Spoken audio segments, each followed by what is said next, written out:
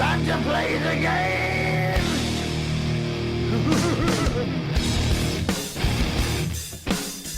Hey guys, how you guys doing? This is StyleBeasting episode 11, and I'm back. Today is going to be more of a serious yet funny episode. I'm gonna start off serious talking about men's mental health. And then hopefully by the end of this episode it ends off on a funny note instead of a melancholy note. So I guess to start off, um mental health has been a big focal point for the past couple of years. People have been using it to get off the social media because it's too much for them, or certain things might have triggered you in the past that may come up and resurface that people make jokes of, but it's a very traumatizing thing for you. And yes, that has been a big thing in the past couple of years. But what has been looked over is more or less men's mental health. And today I'm going to speak on it because that's a big thing. As a man and as a black man, I've seen and heard people more or less on both sides, men on the men and women side, that hey, buck up. You're a man, you're supposed to buck up, you're supposed to face adversities head on and power through it and go on about your day. But nobody ever speaks about that how that hurts down the road. Being closed off and not be able to vent or express your emotions harms men down the line and causes issues with social interactions or close interactions.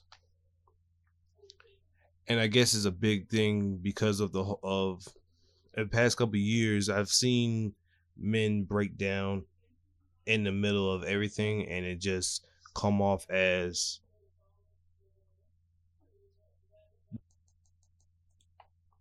an effect down the line. But I'm seeing more and more men speak on it and bring it up in topics and in conversation, which is a good thing, and not to take away from. And I'm not trying to look over women's mental health or anybody else's mental health, trans, bi, or whatever. I'm just speaking on men's behalf at this moment, and I'm trying to portray that maybe some maybe concerning men's mental health might not be a bad thing. Maybe sometimes get to know and understand how the men mind works, and not just on a surface level, on a more bigger, broader scheme. Because as somebody who dealt with it for a while, it's good to have people ask to see if something's really wrong, and not isn't like, oh, are you like really sad about something. Like, ask about how like you're dealing with their own personal issues and dealing with like life in a whole, because life as we know it isn't easy, and the shit we deal with on a daily basis isn't gravy either. Oh, and and to the men with dealing with their mental issues, using anger as a problem solver is not a good idea. Always try to take a step back and think about it. Using your anger and rage as a caveat because of what you're feeling is not the answer. It lead excuse me. It leads down many of roads that don't end up well, and I do not want to see anybody, man or woman, who's dealing with their mental issues and use anger as a expression to get it out. Trust me, as a person who gets angry now, a lot of stuff, it takes a lot for me to get angry, but when I'm there, I'm there. And it doesn't take me a long time to calm down, but at that moment, I'm mad. And if you could see, if you know me, you could read it on my face, like, yo, this is getting on my damn nerves. It's getting on my last fucking nerves right now. So you might want to chill out with that. But I learned that not even as a man, as an adult, talking and understanding goes a long way. And having that mindset of just being angry and yelling doesn't solve anything. It just makes you feel and look like a child who doesn't know how to convey a message without yelling or screaming. And sometimes to take a step back and look at the viewpoint of everybody's situation. You might be in the wrong at the end of the day, and you just might just be angry and mad at nothing because you just took it the wrong way. And that could be the case too. You might be in the full wrong, and just because of your emotions and you not knowing a way to convey them, you just lash out, which happens on both sides. But that at the end of the day, that's still wrong. If you need to express yourself without rage, anger, and yelling. We could talk this out as not only human beings, as people. And I think that doesn't get used enough in this day and age. Common sense and understanding. Well, I guess, hold on, what else? I guess, is there something funny dealing with understanding that happened this week? I guess not. There's nothing really funny dealing with actually, no. I guess Ellen. No. That's not understanding. Ellen's just getting. Well, I don't know if Ellen was doing the things that the media says we're doing. Actually, matter of fact, it wasn't. They wasn't saying that Ellen did it. And people who don't know, Ellen is either being sued or she's being tried or getting canceled for her coworkers that she hired to look over the other coworkers for racial and oppressive situations, and firing people for ill-gotten reasons like a death in the family or I was sick or whatever. And Ellen is stepping down from it. Ellen is stepping down from her show, which I don't think she's either. I don't know if she's stepping down because she let out an apology, but I don't know if she's stepping down or her Warner Corp, or I think that's what owns the corporation, is replacing her. Well, actually, no, they are replacing her. But and knowing Ellen and knowing the money that she has enough money to put forth her own stuff. But at the moment right now, she's looking like she's getting replaced by a new white dude, which probably won't sit with the LGBTQ community. White straight man taking a gay woman's position. I think. I don't know. I don't think they go rage. I'm just making little guesses. But back to mental health. Take very much accountability for your actions. If it's your fault and it's your actions, take accountability. Don't just pass the buck on to somebody else that had nothing to do with it at all. If it was your fault, it was your fault. That's all there is to it. At the end of the day, we're all adults.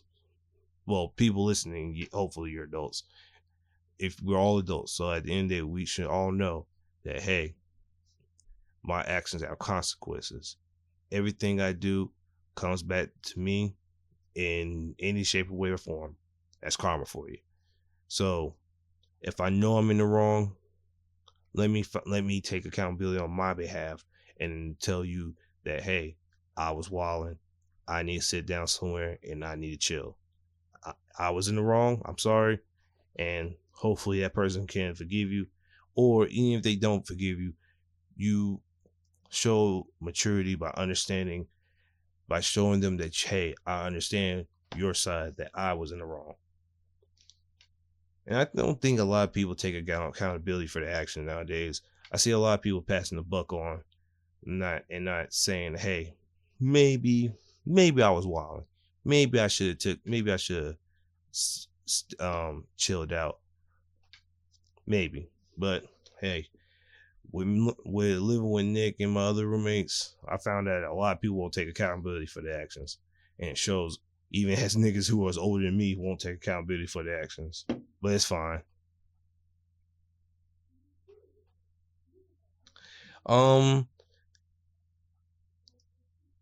If you need help like a psychiatrist, don't feel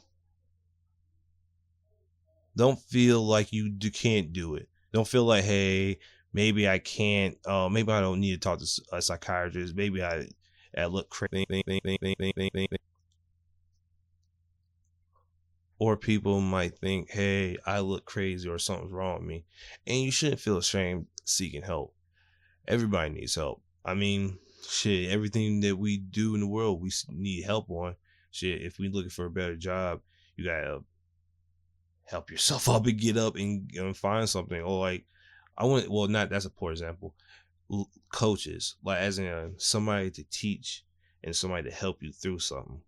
And there's nothing wrong with that. There's nothing wrong with that at all. That's what psychiatrists is there for, to help you through your mental pain and try to help you coach your way through it. So I think it's a good thing for people who need to talk to a psychiatrist to sit down. I know some people in my family who sat down with psychiatrists, and they said it was a very refreshing thing. They got a lot of stuff out that was, excuse me, they were holding in, and not that they couldn't express it, but it felt good letting it out. If my coin of phrase is correct, letting it out and finding out more about themselves than they did. And honestly, I wish the Joker, Joaquin Phoenix, the Joker movie had a better psychiatrist. And I wouldn't say better. I wish the operation was better, because if it was, he could have gotten some good help. Which also, hot take, I know this is mad late, but the Joker movie is probably my favorite movie of all time. I cried from minute 1 to the last minute of that movie. That movie sat with me so much, and it hurt so much watching it. Like, well, this is if you're gonna, and this is a mad spoiler for Joker, but whatever. This movie's almost a year old now. Seeing him get beat up by those kids, his boss blaming him for something that was totally out of his power to stop. Seeing the whole world just shit on him and try his best, it just sat with me, because I could totally resonate with that. I could totally resonate with a man trying to do his best, and then shit just don't work out. It doesn't matter what you do. It's just like, damn, like, what can you do? But not saying that I agree with the action of killing everybody who doesn't understand you, but I understand why Joker felt that way. He ain't had nobody who cared for him. He had care for him as in like understand him on a fundamental level. Nobody tried to understand him. They just wanted to make fun. And then you saw what happened. It was a real sad movie. It was a great eye opener for people who need to watch it. But I could see from the media standpoint why they were like, we can't have this movie shown, it can harm kids, so blah blah blah. Man, I can see that. I understand what they're going for, but they were wrong in a sense, because this movie in certain aspects was very triggering. Him having a gun and him playing the role of him actually going to kill himself at the TV show was crazy. I thought, I knew he wasn't going to kill himself because of all the spoilers everybody posted of him killing the TV guy and shooting himself in the face, so he wasn't going to kill himself. But if I didn't know that, I definitely would have been like, yo, this man's going to kill himself. That's very dark. And my mom spoiled him killing his mom at the beginning of the movie, which really made me mad. But I'm glad she did, because me finding out that she lied to him about the freaking Wayne's Thomas Wayne being his dad, and her just being a shit mom was like, bruh, that's dark. He just like suffocated and killed her. I was like, damn, man, that's a rough end to that plot line. But this is how I knew Joker was gonna fuck the world up. When the girl from Atlanta ended up not being in any of those scenes that he saw her in, I was like, yep, it's over. It's mad over. As soon as I saw that, I was like, yep, the whole Gotham is gonna burn because of this scene. I was like, yep, it's over. What else was I saying? But yeah, that's why I'm glad Joker came out, and fuck you to everybody who was like, the Joker movie is gonna make people kill everybody. Fuck you. I guess the next topic will be, I guess it'll flow into dealing with anger and rage. Kengan Asura. I started reading it because I saw a dude on Twitter, psychic extremist. I might have be saying his name right. He posted a picture of something in King Ashura that was like, I did not know this. This is a really good scene. So I started reading it. I found out that a lot of stuff that Netflix put in, they were missing a lot of stuff. Well, I wouldn't say a lot. Yeah, they missed a lot of stuff. Now, yeah, I forget. Yeah, they're missing a lot of stuff because the fight with Ryan, apparently before then he learned out that the Nico stuff. Well, I think it. Well, no, the Nico he either learned that he learned before he fought Ryan Curran that the advance wasn't taught by Nico, which they didn't show in the anime. It just showed him learning it and him doing it. So we find out that the advance was learned by a different guy, and you find out a whole bunch of stuff like there's that his teacher Nico, it was more than one Nico, and the name Nico is just used to put fear in the people that lived in the messed up city with Oma and his friends. And I was like, fuck. So you're telling me there's like 10 Nikos, and one of the Nikos taught that weird kid that wanted to fuck Oma. I was like, I don't know. That was the weirdest character ever. I hate when anime try to make the villain try to fuck the main character. And I know it's gonna sound mad like homophobic, like, oh, the character's a dude and he's trying to fuck the other character who's a dude. But it just came off like as murder porn instead of like love. It was just like, oh, I'm gonna kill this dude because he a god. I get rock hard from fighting him. And the anime made that shit way creepy, and the manga did too. But yes, the anime did make the fight between Oma and that his rival very creepy and weirdly sexual. But the other fights in the Kengan Ashura tournament came out really well. The fight between Wadakashi versus Julius was a good fight. Oma fighting. No, Saping fought the lightning dude and almost beat him if it wasn't for that lightning dude's quickness and resilience. Saping was probably my third favorite character in the whole show, because he went from being like Adon to being like a full-fledged out character, which was really cool, and I really appreciate that one. Oh yeah, the Muay Thai boxer guy fought the Fang of Masudo. He beat the Fang beat him, but not by much. He almost got his ass whooped. But some that fight was probably one of the best ones. He ended up losing that one and goes to the semifinals and lost to the Devil Ants. And Oma dies. Spoiler alert at the end. He comes in second place at the tournament, but because of him using advance too many times, he ends up dying in like has to find a replacement. Well, he dies and they have to like go on without him and bury him there. But spoiler alert, in the sequel, Kengan Omega, he comes back alive. So he's not dead now in the new sequel. But it's not really about him. It is about him and another character who looks just like him, like a twin almost, and this new guy named Koga, who got his ass whooped by Oma when Oma was very when he was mean in his prime. When you first meet Oma, he's very rude and mean and very Sasuke-ish, but by the end of it, he's very nice and kind and respects everybody. But Oma beat the shit out of Koga and wants revenge, but finds out that he's dead. Then when he sees him alive, he's like, this guy's not really that bad, even though he whooped my ass like 3 years ago.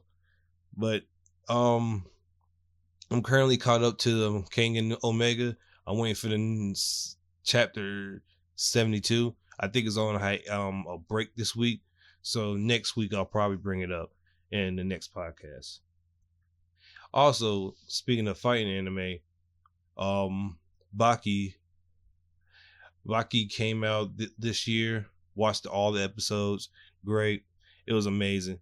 I was amazed that they put all that whole arc in 12 episodes. I was amazed that it was 12 episodes. Thinking back on it, because some of those fights were, I thought it was going to be longer, but the anime made it wait real quick.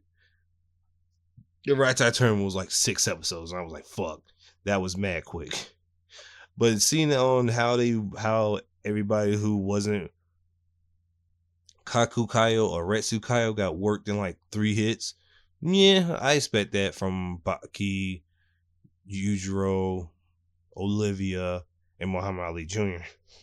But when they had to fight like the true Chinese Kaio, it was even easier.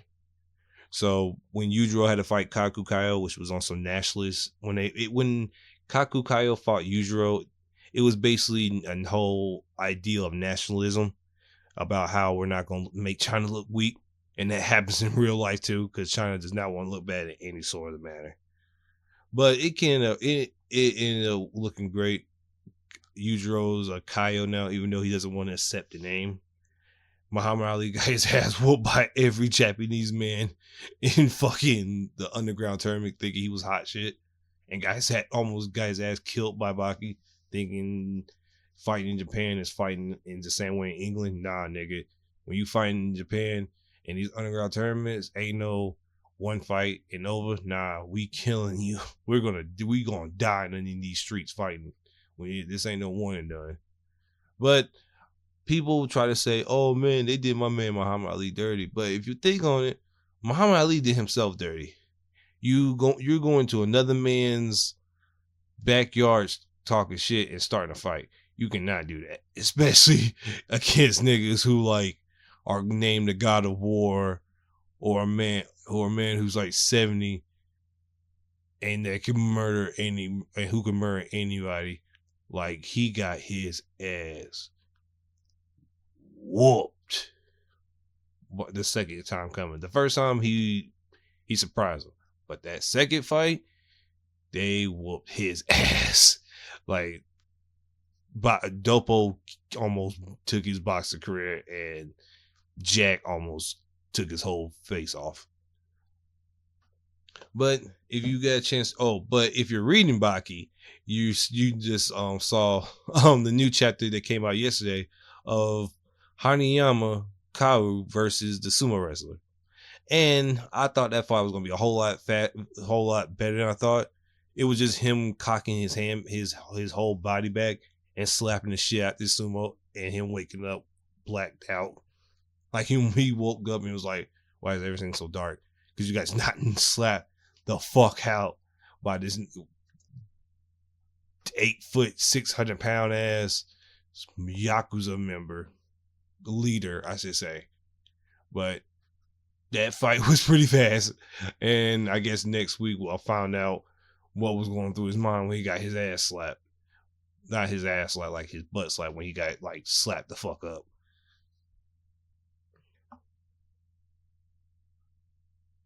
Oh, Jujutsu Kaisen.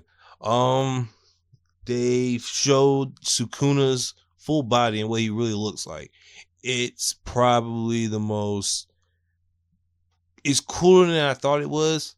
It was a lot better than I thought it was. I thought he was just like a 4-armed, weird looking poison demon. But he actually just looks more monkish. Still looks corrupted and evil, but it looks more monkish than monsterish. I think that's the new color page for it. I think that'll be chapter 117. Jujutsu Kaisen comes out in October, and it's been looking like it's going to be a good season.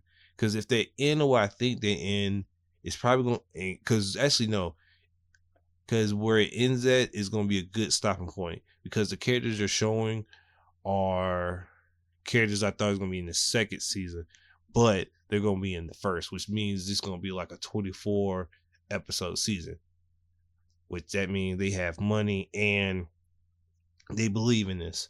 So if this guild goes well, this might be probably their best. Mappa, who's producing this, is really good at making anime, and I think they did God of High School, which is great. They did they're doing Attack on Titan, which looks great, and I don't know, I'm not seeing anything wrong with it. I'm just looking at Jujutsu Kaisen. I'm seeing great stuff, and whenever October comes around, I'm definitely gonna be binge watching this, and I'm definitely gonna be doing Jujutsu Kaisen videos or audio clips. Or man, I'm gonna try to get a camera so I start giving you guys video stuff too. But that's all in the future. For right now, I'm giving you guys the present me. Chainsaw Man. Read that last week. That was probably the most depressing thing I read in a while, other than Berserk. So if you're reading Chainsaw Man right now, you probably saw the fight between Denji and Aki. That fight was mad crazy because Aki only sees him fighting a snowball fight with his brother or with Denji, other than shooting up a whole entire city and killing everybody. And Denji has to kill him in the middle of the street, and it's a real sad ending to like a friendship. I thought I was going to last a little bit longer, but that future devil told him he was going to die a gruesome death, and it was. I didn't think it was be this early, which means the control devil shit and the gun devil shit is going to be even sicker when that comes out. That's going to be fucking horrendous when that comes out. Chainsaw Man is a pretty gory manga for right now. I think it's getting anime for what I heard through the grapevine, but I haven't seen anything on it yet, so this is just speculation. But I heard that it's getting anime. I don't know when, but it's coming soon. Now on to music. Everybody is dropping deluxe albums now. I used to be, you get like a package deal. Now it's deluxes. And I think they're follow suit after. Well, I don't think. Well, Uzi didn't create this, but when he did his double deluxe, when he just gave you 2 albums, I think that's what people are doing now. Because deluxe normally meant like 6 songs, but now the Baby just dropped the deluxe album, which is basically almost another album because it has like 7 songs. Well, no, yeah, it has like almost. Well, it's like a deluxe EP. Yeah, like 7, 8 songs. But Uzi dropped like a whole double album. That shit was ridiculous. Who else dropped one? Little Baby dropped the deluxe album. Gunna dropped the deluxe, but that was like 6. And all those albums, even though Little Babies came out a while ago, is a good album. All those deluxes did do good and are really knocking out the pandemic, because we can't do nothing else. We can't go out. Well, we shouldn't go out. You shouldn't be in big crowds during a pandemic. And if you are, please stop and wear a mask. Thundercat album came out it came out like a month, 2 months ago. I'm just now getting around to hearing it, and it's a great album. I forget how good Thundercat's music sounds, and how good it's like for those outdoor enjoying the early mornings Because since I live in the country, the mornings are like beautiful. It's quiet. You just hear birds chirping and just nature. Far different from living in the city. But I still love the city. But just to having a calmness of like nothing brings very calmness and joy to me. Let's see. Um, I guess I don't have nothing else, but yeah, I have nothing else to add to the episode. I just wanted to get that out about men's health, mental health, and how men should take the time out to focus on themselves and like get to know themselves, themselves more than they think they do. Because you take time to know yourself a little bit more in your mind and know your worth as a person. Next episode I'm gonna have on a friend of mine, Lee Golston. He's a up and coming porn star. I don't know. I think he's already a porn star. I think he's out here already. But I'm gonna have him on to discuss the hypocrisies of certain stuff in the porn industry and what he have seen being on OnlyFans and stuff like that, and how he as a black man navigates it. But I told you guys I'm gonna try to have you guys different outlooks on different people. So I'm gonna give you guys that. Thank you guys again for listening to my last episode. It got the most listens at all my other content. So I appreciate you guys taking the time and listening to it. Thanks for listening. I'll talk to you guys later. Thank you. I really appreciate it. Winding country roads against the sunset. I should surely go, but I'm not done yet. I just hope I'm one.